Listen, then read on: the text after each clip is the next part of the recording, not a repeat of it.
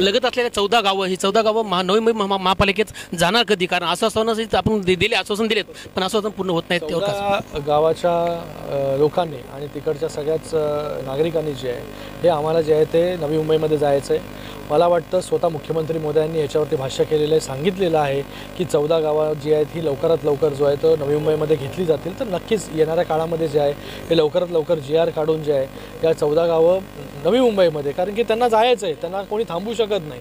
त्यांना जे हवं आहे 14 गावावाल्यांना ते देण्याचं काम जे आहे ते माननीय मुख्यमंत्री मोदी इथे 100% करतील. दर्शक बांधवांनो, आपलं पुन्हा एकदा सिद्धेश्वर वार्ता न्यूज मध्ये स्वागत आहे.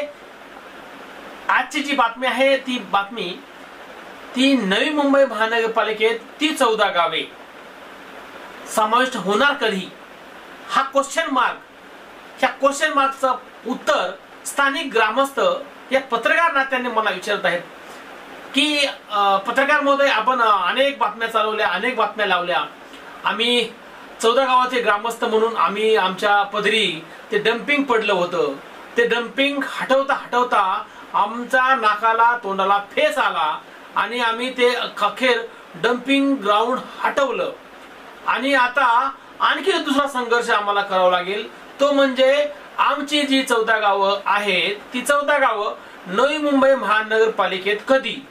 बरं, कधी म्हटलं की असा प्रश्न येतो, क्वेश्चन मार्क.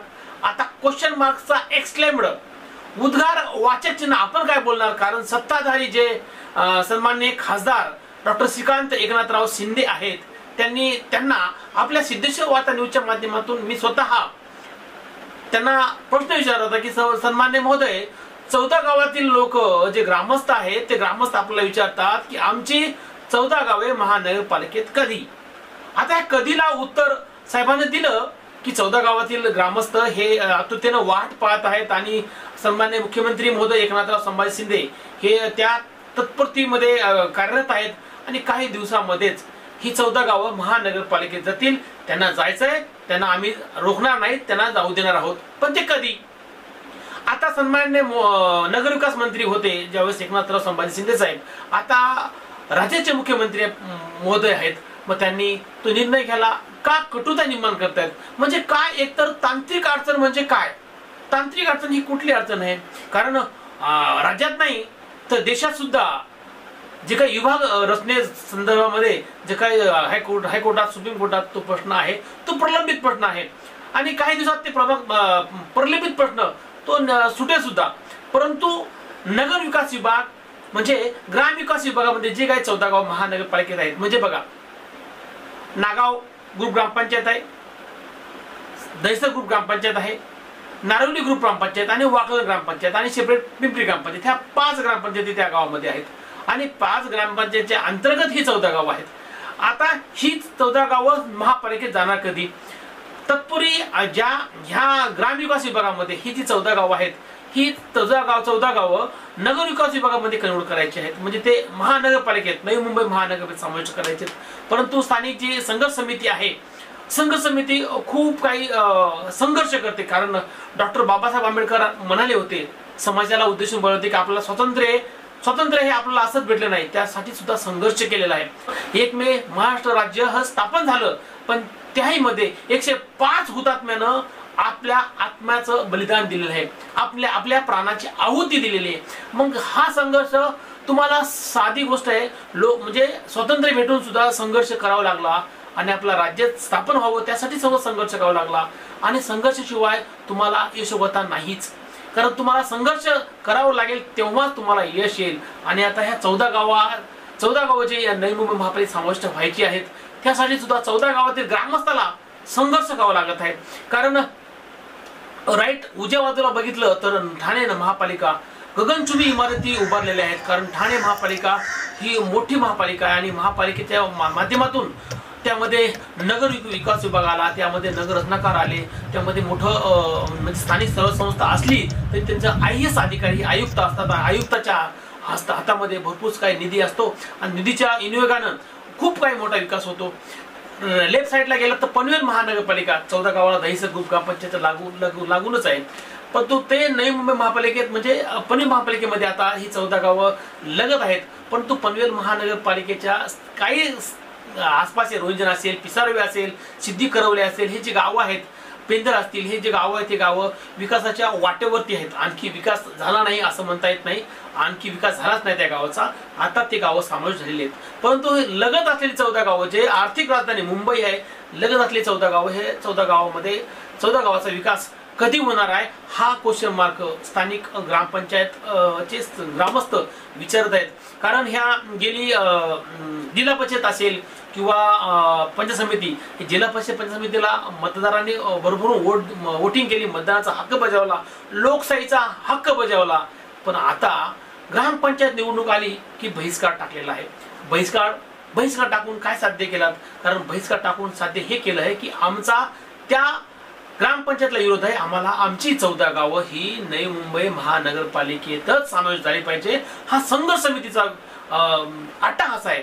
परंतु विरोध असो किंवा संघर्ष समिती असो, पण 14 गावं जे महानगरपालिकेत गेल्यानंतर त्याचा विकास नक्कीच होईल. कारण नगर विकास विभागाच्या माध्यमातून 70 कोटी निधी येणार आहे आणि काही MMRDच्या माध्यमातून 70 कोटी निधी ह्या 14 गावाला भेटणार आहे. आणि ते एस्टिमेट पण काम चालू असं काही चालू आहे, प्रगतीवर काम आहे असे काही स्थानिक लोक बोलत आहेत.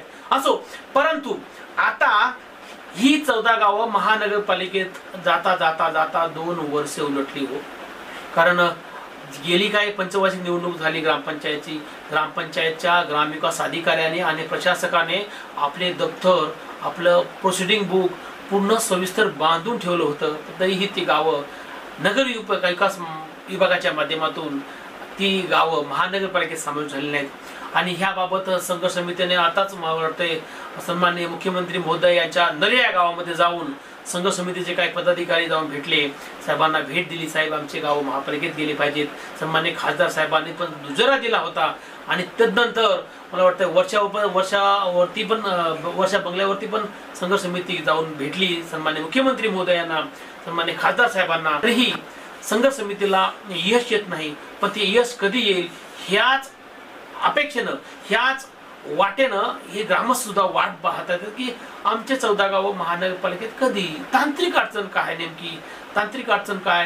कारण आता मुख्यमंत्री महोदय हे सर्वसामान्यांचे मुख्यमंत्री महोदय आहेत.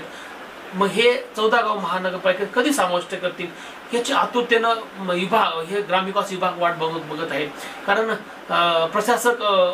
प्रशासकाच्या आवाक्याच्या बाहेर हे गावं गेले. कारण ग्रामनिधीच्या माध्यमातून कामं करायची की नाही करायची, जर कामं करायची असतील त्याची एस्टिमेट बनवायची, वर्क ऑर्डर घेतली, जर अचानक ही 14 गाव महापालिकेत गेली मग त्याचं बिल कोण देणार? हा खूप मोठे प्रश्न या ग्रामविकास विभागाच्या माध्यमातून ग्राम विकास अधिकाऱ्यांना पडलेले आहेत, प्रशासकांना सुद्धा प्रश्न पडलेले आहेत की ही 14 गाव एखाद्याची गेली तर आम्ही मोकळे झालो, मुक्त झालो असं त्यांचं मत आहे. परंतु ग्रामस्थांचं मत आहे की आमची 14 गाव हे महापालिकेत जाणार, परंतु कधी ह्याचं उत्तर सन्माननीय खासदार डॉक्टर श्रीकांत एकनाथराव शिंदे देतील का? कारण पाठीवर दिलं होतं उत्तर, पण त्या उत्तराला कुठल्याच प्रकारचं दुजोरा दिला नाही, त्याचा प्रयत्न सुद्धा झालेले आहेत. आणि साहेब तर म्हणतायत आम्ही आता त्या माध्यमातून प्रयत्न करू, मुख्यमंत्री महोदयांना निवेदन देऊ, त्यांना आश्वासित करू की आमचे 14 गाव महापालिकेत जावे. परंतु यात कुठं राजकारण तर होत नाही ना. कारण मला वाटतं ह्या माध्यमातून श्रीमान एकनाथराव संभाजी शिंदे यांचे सुपुत्र सन्माननीय खासदार डॉक्टर श्रीकांत शिंदे हे यांना कुठेतरी 14 गावातील मतदारांनी मतदान कमी केलं, त्यामुळे तर त्यामध्ये द्वेष नाही ना, मनात राग तर नाही ना खासदार साहेबांच्या. कारण ते का होऊ शकतं? कारण आता लोकसभा नजीक आलेली आहे, लोकसभेचं बिगुल वाजलेलं आहे. प्रत्येक लोकसभा क्षेत्रामध्ये आपली ताकद दाखवण्यासाठी प्रत्येक पक्ष सभा घेत आहे. पण त्या सभेच्या माध्यमातून निवडणूक लागायच्या अगोदर जर निवडणूक आचारसंहिता जर लागली तर 14 गावे आणखी पुढे महानगरपालिकेत समावेश होण्यात विलंब लागणार आहे. आणि तदनंतर जर सन्माननीय खासदार साहेबांना 14 गावातील वोटिंग जर भरघोस वोटिंग पडली तर काय क्वचित होऊ शकतं, 14 गाव महापालिकेत जाऊ शकतात. आणि जर नाही पडली तर 14 गावे आणखी तशीच राहतील का? हा गंभीर प्रश्न.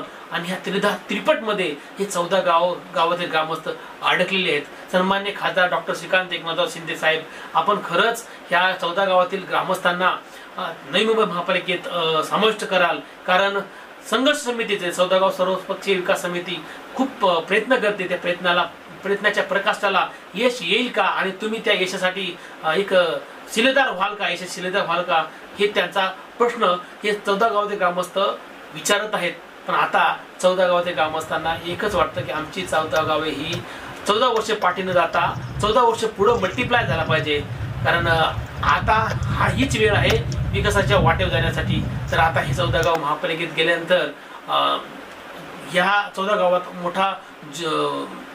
मोठा विजयोत्सव साजरा होईल असं मला कदाचित वाटतं. परंतु बघू ह्या 15-20 दिवसामध्ये शक्यता वाटत आहे. कारण 14 गाव महापालिकेत जाण्याची. कारण सन्मान्य खासदार डॉक्टर श्रीकांत शिंदे यांचा चेहरा बदलत गेलेला आहे आणि काही दिवसामध्ये ते 14 गाव महापालिकेत समाविष्ट करतील अशी आशा सिद्धेश्वर वार्ता न्यूजच्या माध्यमातून आम्ही व्यक्त करूयात. आणि या चॅनेलला पाहण्यासाठी आपण नवीन असाल तर ह्या चॅनेलला सिद्धेश्वर वार्ता न्यूज चॅनेलला लाईक, सबस्क्राईब, शेअर आणि कमेंट करायला विसरू नका. आणि पाहत राहा फक्त सिद्धेश्वर वार्ता न्यूज आपल्या चॅनलवर.